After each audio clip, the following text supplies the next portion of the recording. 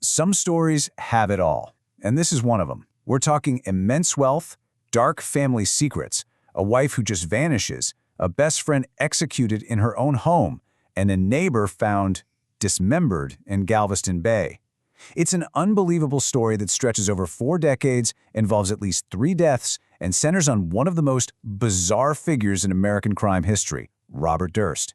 And it all came crashing down because of a single, chilling confession that nobody was supposed to hear. And that was the sound that just sent shockwaves across the entire country back in 2015. A hot mic, a quick trip to the bathroom, and a mumbled confession. It was the jaw-dropping ending to the HBO documentary The Jinx, and it really seemed like the moment a millionaire real estate heir finally admitted to the unthinkable. So the big question is, how on earth did we get to that moment? To really understand that shocking confession, we have to unravel this tangled web of lies, disappearances, and murders that seemed to follow Robert Durst for pretty much his entire life. Now get this. On the very night that final episode was set to air in March 2015, the FBI arrested Durst in New Orleans. The documentary hadn't just told an old story, it had actually uncovered new evidence that reignited a very cold case. But to really get a handle on all this, we've got to go back. Way back. Okay, so the very first shadow that fell over Robert Durst's life was the disappearance of his wife, Kathy McCormick Durst. She was a bright medical student just about to graduate, and then she was gone. So they get married in '73, but by 1982, things had gotten pretty ugly. We know that just a few weeks before she vanished, Kathy actually went to the hospital for bruises on her face, and she told a friend that Durst had beaten her. Then on the night of January 31st, 1982, they had a big fight at their cottage, and that was the last time anyone saw her. Durst's story? Oh, he just put her on a train to Manhattan. He was, by his own account, the last person to see her alive. But here's the thing. His story? It didn't stick. Decades later, while they were filming that documentary, he completely changed his tune. He admitted he never took her to the train, never saw her get on it. He had lied to the police from day one. His new story for that night? They fought, and he just went home and went to bed. You'd think all of this would raise some serious alarms, right? But somehow, the case just went cold. And Durst? Well, he moved on fast.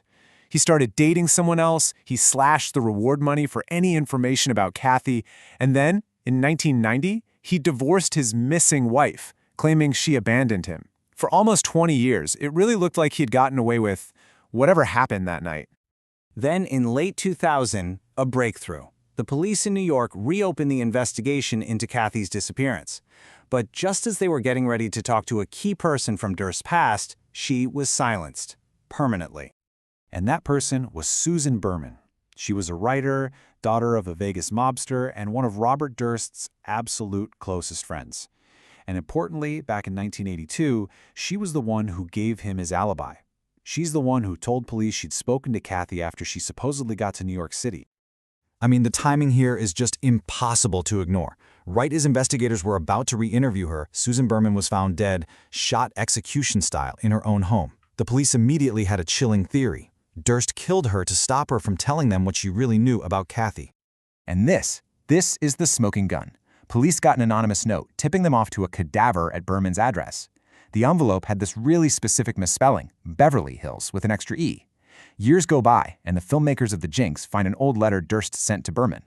The handwriting? A dead ringer. And there it was, the exact same Beverly misspelling. It was the crucial piece of evidence tying him directly to the crime scene. So, with the heat turning up after Berman's murder, what does Durst do? He runs. Of course he runs. He flees down to Texas, takes on this bizarre new identity, and you guessed it, that leads to another death. He ends up in Galveston, Texas, in a cheap little apartment.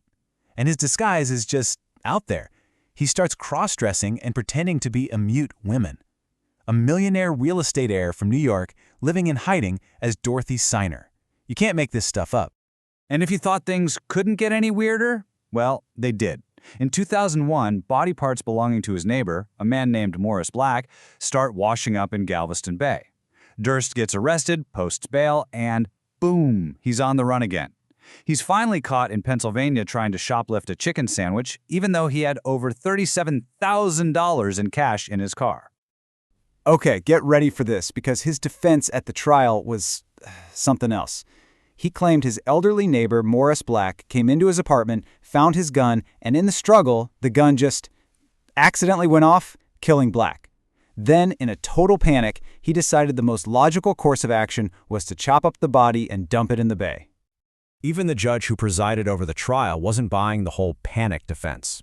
She said the cuts looked like they were made by someone with experience. But here was the problem for the prosecution.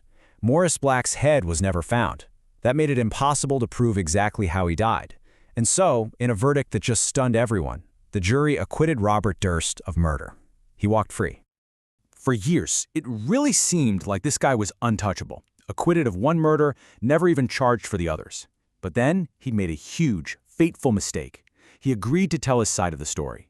On camera. That documentary series, The Jinx, did what law enforcement couldn't do for decades.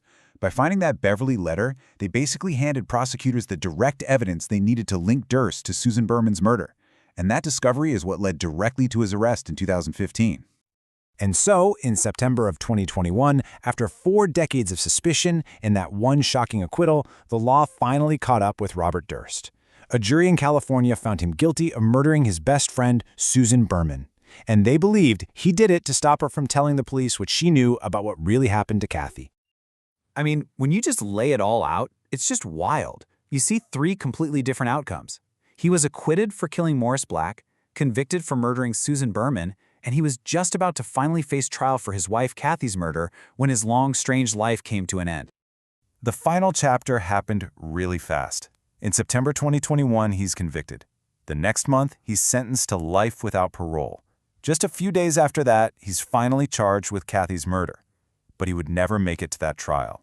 In January 2022, Robert Durst died in custody. And just when you think this story can't get any stranger, there is one final bizarre twist.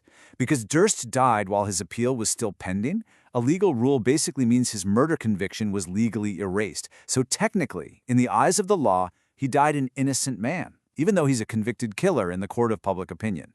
With the full truth of what happened to Kathy McCormack now almost certainly buried forever, we're just left to wonder, what does justice even look like in a story this strange?